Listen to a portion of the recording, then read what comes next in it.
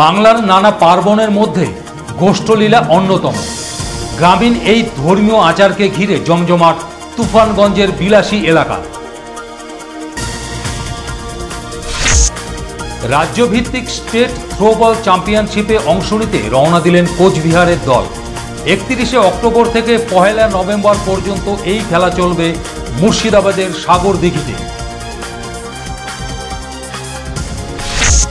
এসআইআরকে জাতীয় বিপর্যয় বলে মন্তব্য তৃণমূল কংগ্রেসের। বৃহস্পতিবার জেলা কার্যালয়ে হল সাংবাদিক বৈঠক। বাংলায় এসআইআর প্রক্রিয়া চালু হতেই দুশ্চিন্তা দুর্ভাবনায় সাবেক ছিটবাসীরা। 2015 সনে হয় ভারত বাংলাদেশ ছিটমহল বিনিময়। দুর্গা, কালী ও ছটের পর এবার জগদ্ধাত্রীর আরাধনা সর্বত্র। বৃহস্পতিবার ছিল অষ্টমী তিথি। তুফানগঞ্জে চলছে দেবীর আরাধনা।